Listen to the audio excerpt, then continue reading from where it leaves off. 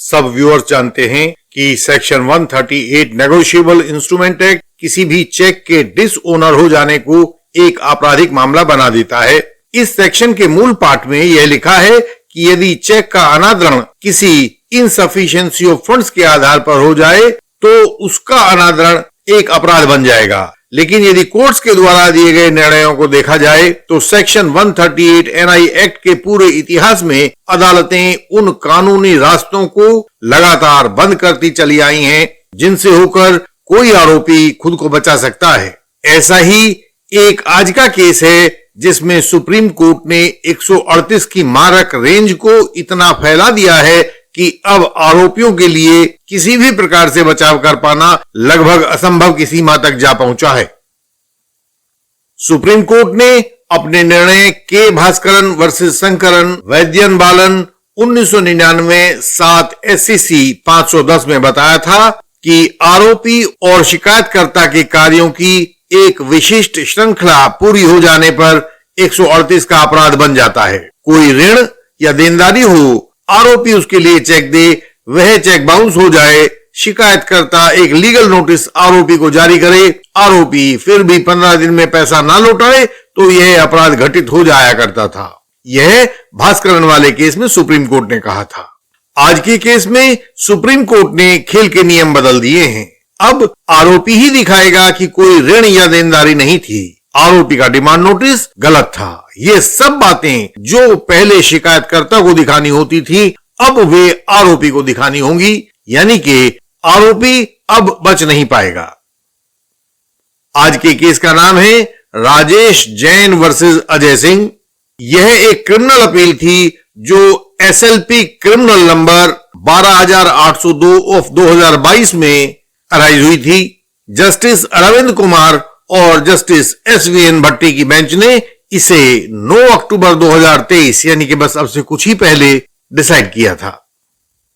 Indian legal system के पास झूठे गवाहों को तोड़ने के बहुत सारे कानूनी औजार हैं। बिना झूठे गवाहों को तोड़े आप फॉल्स एलिगेशन पर विजय नहीं पा सकते हैं। बाद में जीवन भर पछताते रहने से अच्छा है कि झूठे गवाहों को तोड़ने में इंडियन लीगल सिस्टम की विशेषज्ञता का सहारा लिया जाए। इंडियन लीगल सिस्टम के मेंबर बने और यह सहायता पाएं।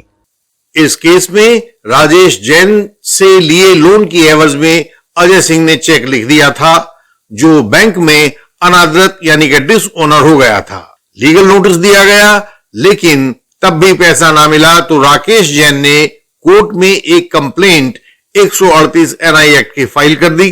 ट्रायल कोर्ट ने नोट किया कि कंप्लेनेंट ने 138 में जो जरूरी फैक्ट्स होते हैं उनको रिकॉर्ड पर रखा है। आरोपी ने चेक पर अपने दस्तखत को माना है, लेकिन कोर्ट की निगाह में यानी कि ट्रायल कोर्ट की निगाह में कंप्लेनेंट किसी भी लीगली एनफोर्सेबल डेट को साबित नहीं कर पाया था। तो ऐसे में ट्रायल कोर्ट ने आरोपी को बरी कर दिया। इसके बाद कंप्लेनेंट हाईकोर्ट पहुंचा। हाईकोर्ट का स्पष्ट मत था कि आरोपी के द्वारा यह चेक तो इशू किया ही गया है, अतः सेक्शन 139 NI एक्ट की प्रिजम्पशन तो पैदा होती है और उसे उलटना आरोपी का काम है। हाईकोर्ट के मुताबिक आरोपी द्वारा वह प्रिजम्पशन उलट दी गई थी, लेकिन इस केस में कंप्लेनेंट यह नहीं दिखा पाया कि आरोपी द्वारा चेक दिए जाने के समय कोई लीगल एनफोर्सेबल डेट अस्तित्व में था या नहीं था। हाईकोर्ट ने भी उस अपील को डिसमिस कर दिया। मामला सुप्रीम कोर्ट पहुंचा और सुप्रीम कोर्ट ने अपने एक पुराने निर्णय Gimpex private limited versus Manoj Goyal 2022 11 SCC 705 का हवाला दिया। हवाला देते हुए कहा कि सेक्शन 138 ऑफ NI एक्ट का आरोप बनाने के लिए निम्न चरणों की आवश्यकता होती है। ये कौन कौन से चरण है देखते हैं। पहला, कोई व्यक्ति अपने खाते से दूसरे को चेक काट कर दे। दूसरा जो होना चाहिए इसमें, यह चेक देने वाला अपने ऋण या दूसरी देनदारी की एवज में दे रहा हो। तीसरी जरूरत है कि इस पैसे का पेमेंट इसी खाते से किया जाना हो जिसमें से वह काटकर चेक दिया गया है। चौथी बात है, खाते में पैसे की कमी के कारण बैंक द्वारा चेक को अनादृत लौटा दिया गया हो। पांचवी बात है, इस लौटाए जाने के 30 दिन के भीतर चेक के धारक द्वारा चेक काटने वाले को बैंक द्वारा दी गई सूचनाओं और अनादरण का लीगल नोटिस दे दिया गया हो। लीगल नोटिस जरूरी है। छठी और अंतिम बात है, चेक काटने वाला नोटिस पाने के 15 दिन के भीतर चेक की रकम को देने में असमर्थ रहा हो, तो ये चरण पूरे होते ही सेक्शन 138 एनआई एक्ट का अपराध पूरा हो जाता है। इसके बाद सुप्रीम कोर्ट ने एक दूसरे कॉन्सेप्ट जिसे बर्डन ऑफ प्रूफ कहते हैं उसकी चर्चा की। किसको क्या बात साबित करनी होती है, यह बर्डन ऑफ प्रूफ होता है। सुप्रीम कोर्ट ने कहा कि बर्डन ऑफ प्रूफ में हम अब आमूलचूल परिवर्तन कर दे रहे हैं और यह कहा कि सामान्यतः ऋण या दूसरी देनदारी को साबित करने का बर्डन ऑफ प्रूफ कंप्लेनेंट पर हुआ करता है, लेकिन इस कानून में सेक्शन 139 एनआई एक्ट को बनाकर संसद ने यह बर्डन ऑफ प्रूफ और इसे साबित करने की जिम्मेदारी को बदल दिया है तथा सेक्शन 102 इंडियन एविडेंस एक्ट की तरह से यह अब साबित किया जाना होगा। सेक्शन 102 इंडियन एविडेंस एक्ट क्या है? सेक्शन 102 इंडियन एविडेंस एक्ट में बर्डन ऑफ प्रूफ उसे साबित करना होगा जो यदि इसे साबित नहीं करेगा तो केस हार जाएगा।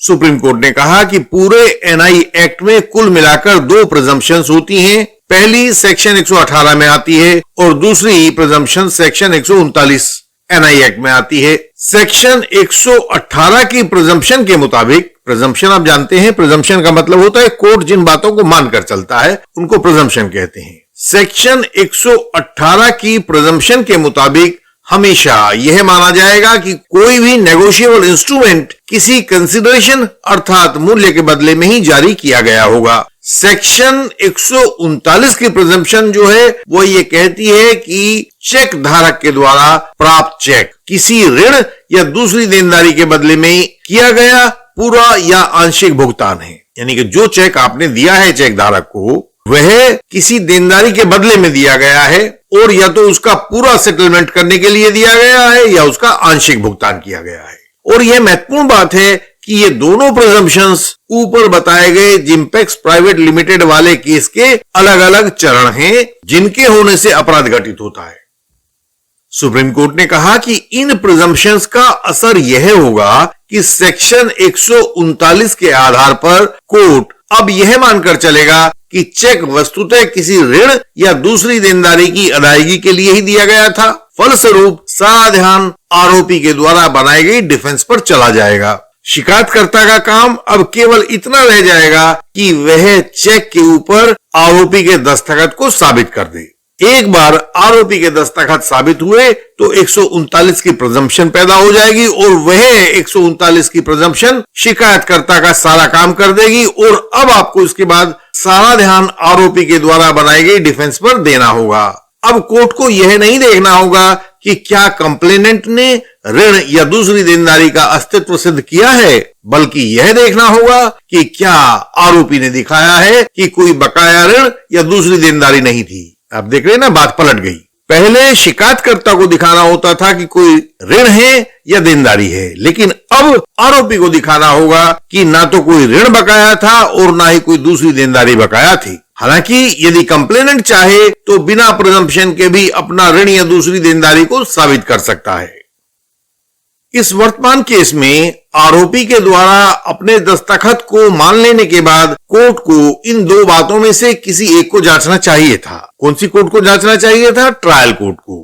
क्या जांचना चाहिए था? 2 बातों में से कोई एक। पहला कि क्या आरोपी ने ऐसा कोई डिफेंस एविडेंस दिया है जो साबित करता हो कि चेक काटे जाते समय कोई पूर्ववर्ती ऋण या दूसरी देनदारी बकाया नहीं थी। या दूसरी बात जो उसको देखनी चाहिए थी कोर्ट को कि क्या आरोपी ने परिस्थिति बहुलता के आधार पर यह सिद्ध किया है। परिस्थिति बहुलता का आधार क्या होता है? Preponderance of evidence. परिस्थिति बहुलता के आधार पर यह सिद्ध किया है कि इस केस के तथ्यों एवं परिस्थितियों में कोई पूर्ववर्ती ऋण या दूसरी देनदारी बकाया नहीं थी। यदि आरोपी इन 2 में से कुछ भी साबित कर पाता है तो अपराध कायमी से बच सकता है, और अगर वह इन दोनों बातों को ही साबित नहीं कर पाएगा तो उसे अपराध कायमी का सामना करना पड़ेगा, जैसा कि इस केस में किया है। सुप्रीम कोर्ट के अनुसार अब वह समय गुजर चुका है जब आरोपी का वकील कहा करते थे कि सिग्नेचर एडमिटेड, कंटेंट डिनाइड। अब सिग्नेचर को मान लेने पर आप कंटेंट को मना नहीं कर सकते हैं। सिग्नेचर को मानते ही एक खटका दब जाता है, ट्रिगर दब जाता है और सेक्शन 139 की प्रिजम्पशन चालू हो जाती है। इसके बाद फिर कंप्लेनेंट को मेहनत नहीं करनी है, बल्कि आरोपी को दिखाना है कि यह चेक बिना किसी ऋण या दूसरी देनदारी के बकाया होने के बावजूद दिया गया था। यदि आरोपी यह दिखाने में, अपना बर्डन ऑफ प्रूफ डिस्चार्ज करने में चूक जाता है तो उसे परिणाम भुगतने होंगे। हमें ऐसा लगता है कि इस निर्णय के बाद से एनआई एक्ट का पूरा स्वभाव बदल गया है। अब इसका मारक प्रभाव वैसा ही हो गया है जैसा कि पोक्सो एक्ट का हुआ करता था, SC/ST एक्ट का हुआ करता था। इन बाकी दोनों एक्ट्स में आरोपी को दिखाना होता है कि उसने अपराध कारित नहीं किया है। दूसरी बात यह है कि अनेक प्रैक्टिसिंग एडवोकेट कह रहे हैं कि इस फैसले के दौरान शायद किसी ने सुप्रीम कोर्ट तक यह बात नहीं पहुंचाई है कि भारत की कोर्ट्स में ट्रायल कैसे होते हैं। ट्रायल कोर्ट की कार्यकारी मुश्किलें जैसे जैसे सुप्रीम कोर्ट तक पहुंच जाएंगी तो इस कानून में, जो आज वाला कानून है राजेश जैन वर्सेस अजय सिंह वाला, इसमें बदलाव जरूर होगा। यह कोई हमारे अनेक व्यूअर्स हमारे पास तब आते हैं जब बहुत देर हो चुकी होती है, उनके केसेस के क्रॉस एग्जामिनेशंस खराब हो चुके होते हैं। भारतीय न्यायिक व्यवस्था में केस मुख्यतः 3 गवाहों पर टिका होता है। पहला प्रोसिक्यूटर्स, दूसरा एक्सपर्ट विटनेस जैसे डॉक्टर्स या FSL एक्सपर्ट्स, और तीसरा investigating officer of the case यानी कि IO। इनमें से यदि किसी भी गवाह का क्रॉस एग्जामिनेशन अप्रभावी रहता है तो चाहे आप कुछ कर लें, उसमें सजा से बचाव मुश्किल हो जाता है। तो असलियत में आपके केस की मजबूती आपका क्रॉस एग्जामिनेशन ही होता है। हम निरंतर फॉल्स एलिगेशन वॉरियर्स को तथा यंग एडवोकेट कलीग्स को अपने क्रॉस एग्जामिनेशंस निरंतर भेजते रहते हैं। आप भी इंडियन लीगल सिस्टम के बेहतरीन व बेजोड़ क्रॉस एग्जामिनेशंस का लाभ लीजिए। क्रिमिनल ट्रायल में दूसरा अवसर नहीं मिलता है, जो अवसर आपको मिला है क्रॉस करने का उसे गंवाइए नहीं। हमारी वेबसाइट indianlegalsystem.org पर विजिट करें, हमारा YouTube channel Indian legal system देखें और झूठे आरोपों से बचने की युक्ति सीखें। हमारे व्हाट्सएप नंबर जो सामने स्क्रीन पर दिखाई दे रहा है उस पर मैसेज भेजें, मेंबर बने और सहायता का लाभ पाएं। आपसे अगली वीडियोस में फिर मुलाकात होगी, तब तक के लिए प्रणाम।